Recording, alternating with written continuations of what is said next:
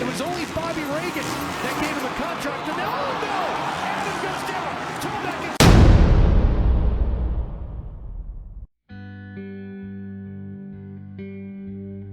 is... What's up, guys? Welcome back to the channel. We're going to start this weekly recap off with some news.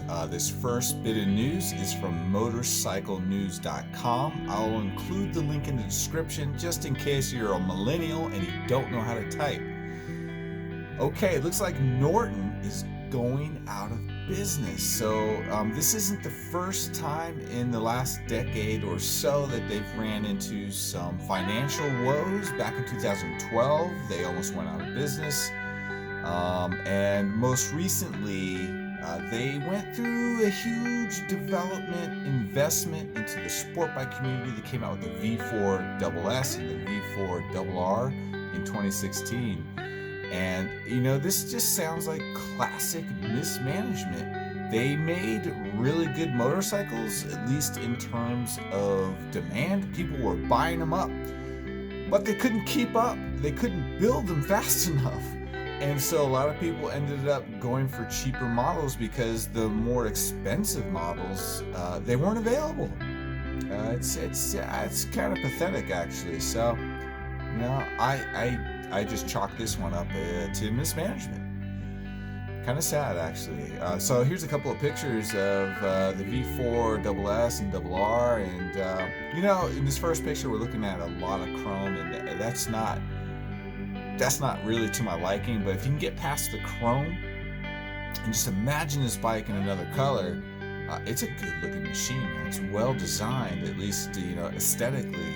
I can totally see myself on this bike. I don't know about 44,000 euro, but it's a good-looking machine, and it's a V4. That's just, you know, V4s are all the rage right now.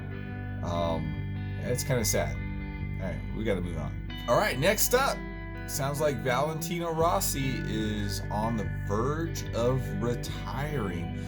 So Yamaha has confirmed that the rookie from last year, Fabio Quartararo, pronunciation is not my thing, man.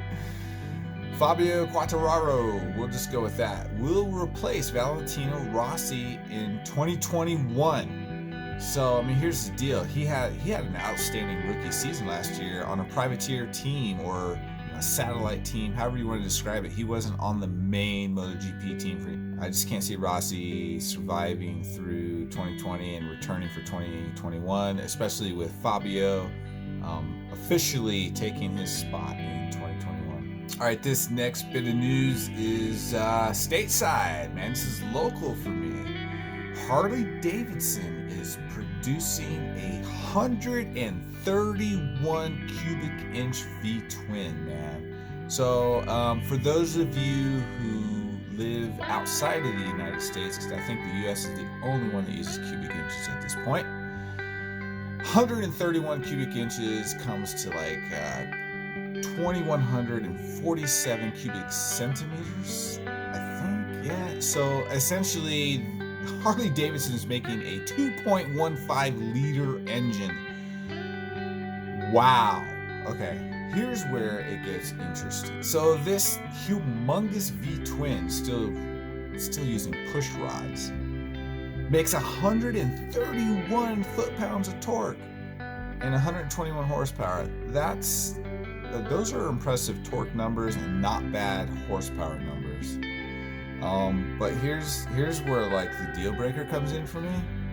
Harley Davidson is selling this engine at $6,195 US. That's for the oil-cooled version, and then they have what's called twin-cooled. I'm guessing that really means air-cooled, but I don't know. So the twin-cooled is more expensive, which doesn't make any sense to me. I'm fuzzy on what twin-cooled means, but oil-cooled, $6,195 US, and the twin-cooled is $200 more. I don't get that. $6,395 US. Dude, that's a lot of money just for the engine. That's a bit of change, bro. Okay, so I kind of teased you a little bit in the beginning of the video with a very short clip of Supercross. There wasn't really a whole lot to talk about in Supercross. There were a couple of little key moments, but nobody took anybody out, and for the most part, the people up front were the people I expected to be up front. I will recap this last round of Supercross, and tomorrow is Friday. The next day is the next round of Supercross. But more importantly, I wanted to, for the first time this year, get some news out. Harley's humongous engine, which produces ungodly amounts of torque, some really good horsepower numbers, but at a huge price. And then there's Norton going out of business. That's huge. Last but not least, we cannot forget Valentino Rossi.